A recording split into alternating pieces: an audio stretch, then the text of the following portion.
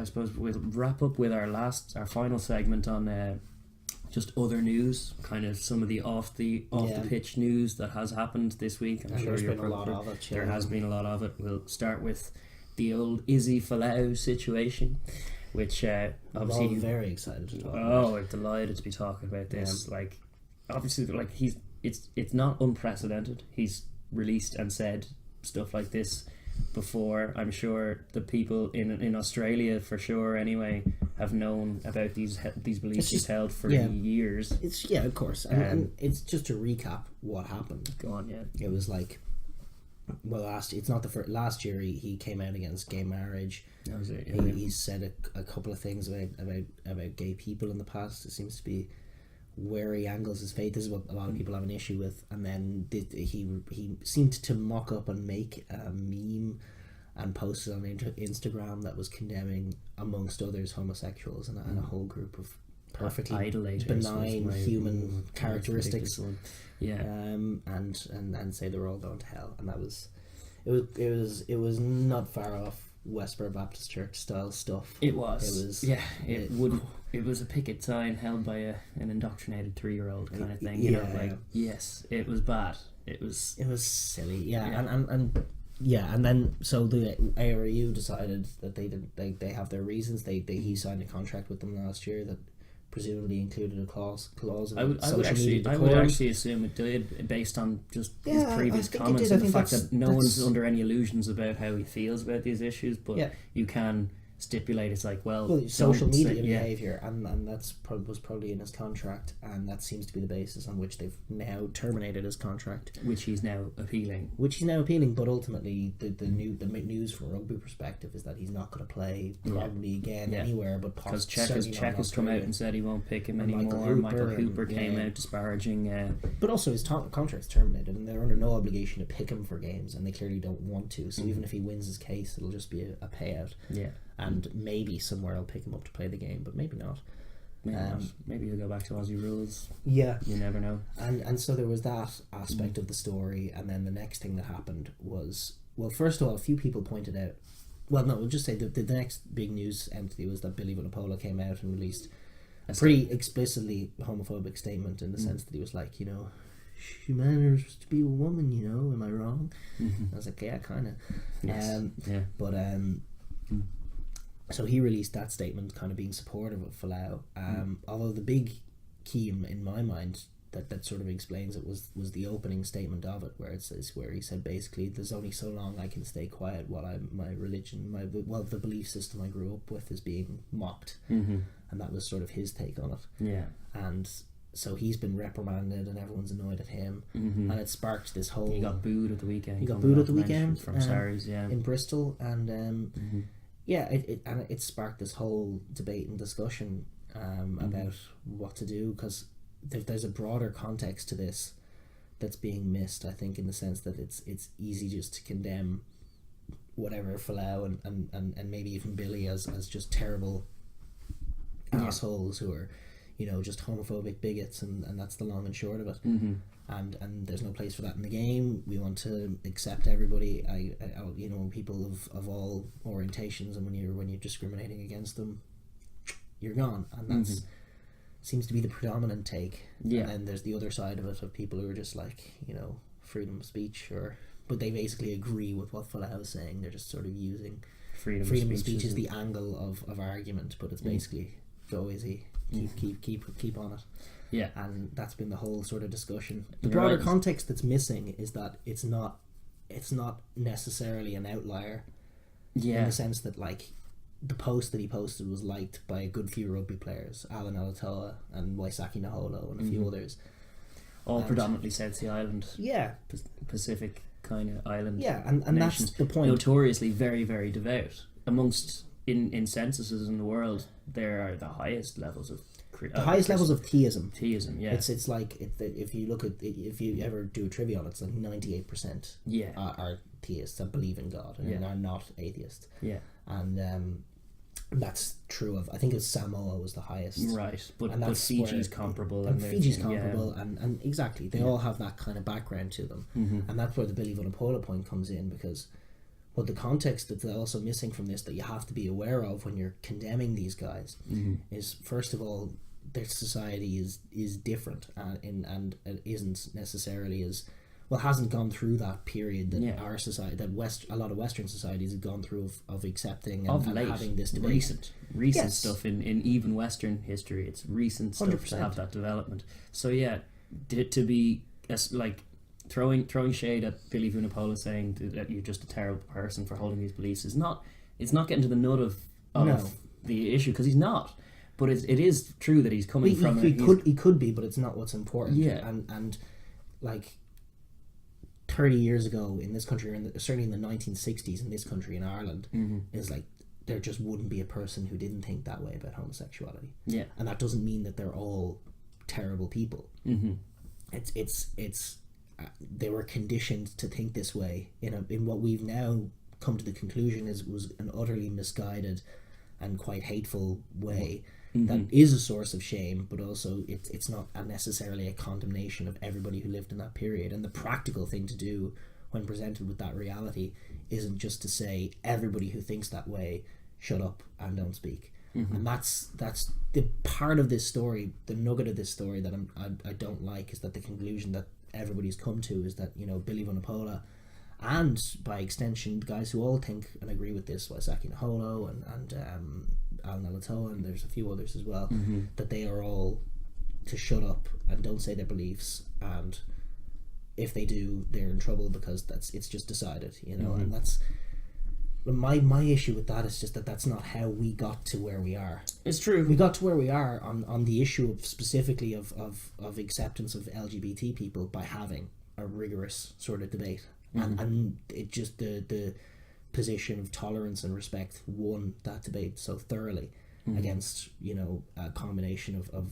you know, bigotry, indoctrination and religion that was just completely flawed. And like, it's obvious to say, but everything that Folau says is just so flawed, even from whatever angle you take it from, whether it's like he's Christian, he's being ridiculous in the Christian department because there's no sort of biblical basis for the degree of obsession that he has with the LGBT angle of it. Yes, there's just no basis for that. That's the old adage of, like, they mentioned not eating shellfish more times in that same passage than they exactly. So there's no working on the Sabbath. I've seen him catch many a high ball on the Sabbath. You know, like it's so there's all of that context the argument is terrible, but it's the point is to have the argument, and I think that's how you get there. And it's important to appreciate when we're using, and rugby does use these guys from the South Sea Island. They pluck them out, they treat their national teams appallingly, they just put them to work essentially, take them out, give them a contract, pay him well enough, but put him to work. He's not getting rest protocols all the time. And generally speaking, the unions from these nations get terribly mistreated. They are the most mistreated people in the game, the South Sea Island guys. And if you want to look at it from their perspective, however flawed you might think it is in the LGBT perspective, there's also the angle of like, I have to go, I have to work, I get mistreated, I can't go. If it's a test window, you know, sure, the Kiwi guys can go play for the All Blacks, or well, they wouldn't, but whatever, your Safa guys can go play for the Springboks, but you'd be damned if you're getting off to go play for Fiji. You're going to play for us, and that's it. You know, if you have a little niggle and you want to be right for the World Cup, screw you. Oh, Nemani Nadolo, you want to play for Fiji in the World Cup? No, you don't. You want to play for Montpellier during the World Cup. Yes. And there's just a litany of sort of small injustices that go against these nations on a macro and micro scale all the time. And then from their perspective, they are the put upon guys in World Rugby. And now another layer to that is that this culture that they've grown up with, rather than being addressed in a sort of mature way, is just the reflexive attitude is just shut up. You don't speak about your culture. You come and you play rugby, and that's it. And that's the bit that doesn't sit right with me about how everyone's responded. True, but I would also mitigate that saying that the likes of Sarries are a club that don't really have a choice. When he said, like, it is an ill-advised tweet that he's attached himself to a lead balloon in this Izzy Folau story. I don't see Sarries having much other option. And like, it's not like they terminated the contract, but to sit him down in a board meeting and go like, look, you can't be tweeting things like that. It's against our message, and you just can't be having our franchise players espousing these beliefs in an online personal or an online platform like this, where it attaches it to our brand and all of this. So I see the kind of corporate angle that Sarries have to take on that. I got it. And I also think it's not the same as just like you can't practice or say your beliefs in any context, but in the context of working for this club, yes, you do. I understand that. And there's the issue of and that, like, yeah, and it's important to mention at the same time. And I did watch the sort of Squidge Rugby take on it, where he sort of articulated quite well the damage that this kind of rhetoric can do to and like, it's important you talk about their culture and everything else, but it's important to remember, you know, if gay people are growing up in a culture where they're, you know, if young gay kids from that culture who idolize Israel Folau are growing up in like, it's not something that just can't be addressed. It's because it's wrong. It's not fair to treat people that way, to condemn them for who they are, and it definitely is against the values of rugby in the sense of, you know, respect and tolerance, and rugby bigs itself up for those values, but has actually probably quite a ways to go, fallen short on certain aspects of it, for sure. Well, it's like, yeah, it's a fluid process, so we're not there yet. Rugby players or personalities is just Nige and Gareth Thomas, and you have to think statistically the amount of guys you look at playing rugby that there are more who aren't out for whatever reason. And certainly the way Gareth Thomas speaks about it is that there's sort of masculine culture to it, where it's like there would be homophobic comments and things that are given, but there's positives too, in the sense that, like, certainly Nigel Owens is treated very well by everybody. True. I've not heard many incidents of him being abused, but there's quite a I think a large percentage, I think it was something like 80% of people who did a survey of LGBT people in sport. I think 80% of people say they've gotten homophobic sledging on the pitch, and so that's something that you have to work against. So there is this balance between not, like, because I understand why everybody's done what they've done, and that's the point, is that, like, I don't have an answer, because I understand why we've gone this way of just no, that rhetoric's not acceptable. But I think the end result has been just ignoring the broader context of where these guys are coming from and telling them just to shut up and play rugby has its own issues, and that aren't being addressed. And so it's a terrible situation. Obviously, it's a shame that, first of all, Israel Folau has and he's possibly an outlier in the sense that he's extremely devout and a preacher and everything else. I don't actually mind the ARU drawing the line with Folau in this way, because I do get the impression that more so than the likes of Billy Gunapole and all these South Sea Islanders who may have grown up believing this stuff and possibly still do to an extent, Folau is a bit more just tyrannical in his approach sometimes. He just seems very hard-nosed on it, but also a little bit kind of crazy in some of the stuff he says, and preachy and problematic in the preachiness wasn't of it. Wasn't going to stop, and probably wasn't going to listen to anything other than that. And it was an audacious tweet anyway. Like, he knew he signed a contract, no doubt, that said that he couldn't do that. With no intention of keeping it. Exactly. So that's terminating the contract is kind of legally grand, you know, as far as I can see. But then you're talking like if we want rugby to be as inclusive as a sport as all that, just that obviously including the LGBT community is very important in that, but do you include the bigots as well? Well, the point is that is everybody who believes these things a bigot? Or so is that just there's just more bigots in the Pacific Islands than there are in Ireland? That's a ridiculous thing to say. Exactly, and kind of a racist thing to say. I think there's probably a way to engage with that sort of issue, in the sense that there's just this widespread, there's probably a way to engage with it that's better than just being dictatorial. To kind of swivel on as a point, I think one of the better ways to do it is the Union Cup, which is coming up in Ireland. Ireland are hosting the Union Cup, which is an LGBT rugby tournament. And that's going to invite, I think, 40 plus teams to Ireland over the course of 2 days out in the DIT campus. And it's like DCU campus even. DIT don't even have a campus. That's true, but that's a great thing. And obviously Nigel Owens is an ambassador for it. A few other heads were there at the launch in the Aviva Stadium when Gordon Darcy and that's obviously that's much better. Like it sparks things talking, gets social media trending on these certain things. It's an event. It's good. It's first of all, it's raising money for Belong To, which is a LGBT charity in Ireland, and then secondly, it engages that community with the sport in a very real way, very tangible. And it's not to say like this is the gay tournament and then that's it. But there's that was my issue with it when I first found out. It was like, well if you're good enough and you're gay, you should just be in. And you can, of course. Of course. It's there's value to it outside for of that. sure. Yeah, so it's a celebration of that and a welcome into rugby, a saying of your welcome to that whole community, and I think a great event. I think so too. Yeah. I'm gonna try and get down to it as well when it's going on. But because I think it's in May this year, and this is our kind of your point on that. It's like you can't shut it out, but these kinds of events spark a conversation on it as well, and that's the way to do it, is to like the walls aren't torn down by forcing silence in people. No, indeed, and that's but the point. Engaging people who think differently in the conversation. From a perspective of a country that had gay marriage be illegal at around the time, or was legalized around the time you were born, to now being gay marriage being legal and being sort of in the mainstream, just thoroughly, not completely, but thoroughly accepted and part of society.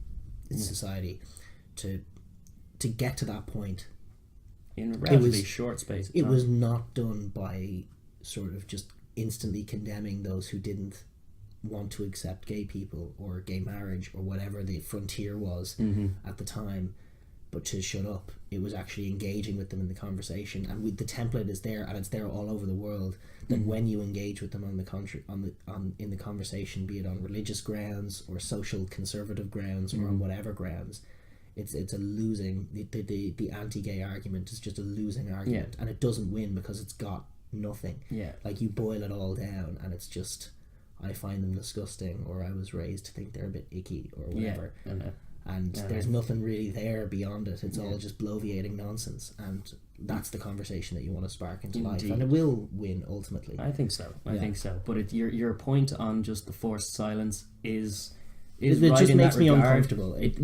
But it's not the same. Like, it's not at all of that. My mitigating thing to that is that it's just a corporation looking out for or a franchise looking out for its interests with its and employees, not necessarily the interests of the guys who they've employed. And that's a problem that spans the whole game, especially the whole world, especially with the South Sea Island guys. No, it's true. It's a good point that you make that I think has been missed. It's a slightly more nuanced one, because it is easier to condemn, and obviously, just for clarity's sake, we disagree with everything Falau and Vunipola said. Obviously, like, it's not the way we think at all. It's gibberish. And I'd very strange.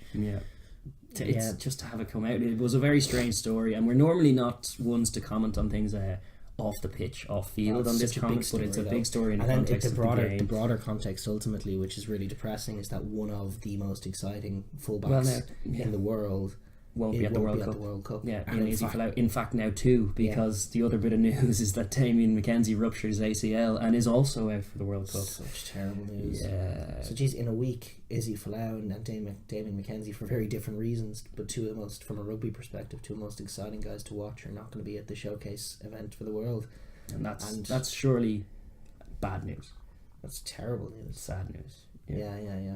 You should get, there's no salvaging Falau, but I see you've suggested that Damian McKenzie hit up Waisaki Naholo. Yeah. Get out there to that witch Himself doctor. And Dan Levy are the two big names who've so far missed out in the World Cup. Yeah. And see if they'll accept a nice blonde white kid as someone they can heal. Yes. And it's in all honesty though, as with Cruden 4 years ago, it's I think dust for him, the injury in April, and there was some parties like 2 days apart from when Cruden got injured in 2015. There you go. And that was it. It was just the season gone. And he was playing so well in that game as well. That was that great Chiefs Blues game that produced so many moments, but took down McKenzie for the World Cup. Can we forgive So that's two down of guys that would be really excited to see. D-Mac and Dan Levy, and obviously Israel Folau as well. Out of the World Cup. So some very negative news there, really. But then a more positive kind of spin to keep with the Cruden thing. You mentioned Cruden. Obviously, he won't be at the World Cup, but he will be at Glasgow. Well, apparently there's a rumour that he's unhappy at Montpellier and is willing to take a very serious I can believe that. pay cut to go to reunite with Dave Rennie and play for Glasgow. That would bolster them so much. Bad news for Adam Hastings. Bad news for Adam Hastings, but that's still a chance to work with Aaron Cruden for Adam Hastings. Kind of true. There's positives there. Yeah, especially in the absence, because he's such a young man and he's being thrust into the thin role. The role of our club 10 instead of where he probably should more naturally be, which is someone's understudy. Indeed, yeah. And so bringing Cruden into Glasgow, if they do get that deal done, would be a great deal for a very positive thing. Yeah. And the other little bit. Well, the first one is Manu Tuilagi has also all the other news is just bad injuries. Manu Tuilagi has torn his hamstring again, and I think is done for the season. So that's more bad news for Leicester, but I think probably okay for the World Cup. And good to have a lot of rugby under his belt without getting injured. A record amount. A little string of games that he's managed to get going. A whole Six Nations. And played really well. He's been tremendous. And then finally, just news that's broken this morning on Thursday, and big news from any Irish fans' perspective, is that Ireland captain Rory Best is going to hang up his boots entirely after the World Cup. There was thought that he might continue for Ulster the season out, but he's right. The World Cup is the place for it. Hang up the boots, and it puts him in a good perspective, because while he's definitely more limited in his ability to make plays as a sort of an elder statesman, like, he can still get his body right for one big tournament and play well in it and contribute. So it'll focus his mind, but what a servant to the game, and what a servant to Irish rugby. And what a man, like an ambassador for the game as well. In stark contrast to all that other stuff we were talking about ambassador of the game, like the guy never, like, in terms of media stuff, he never puts a foot wrong, but also in terms of just his conduct, seemingly everywhere on Lions tours, everyone speaks very highly of him. He's a class act, he really is, and amazing. He's been a great captain for Ireland, very unifying captain for Ireland as well. Like, and he's had a stellar career. And been in a couple of tricky positions as an Ulsterman in recent years, and navigated political situations, the whole Paddy Jackson situation, and I think he's always conducted himself with such dignity and class. Always class is the word. The one word summary of Rory Best, and he'll be sorely missed by the game, but he'll have a cracking career to look back on. Indeed, and much respect. And a World Cup gold medal in the back pocket. That one got to me there. I don't know about all that, but come on, Rory, take it home. Rory. Exactly right. But so I suppose we're gonna wrap up. Thank you very much for watching that video. If you're new here, please like and subscribe down below, and leave a comment as well, because we enjoy the chat and conversation. Thank you.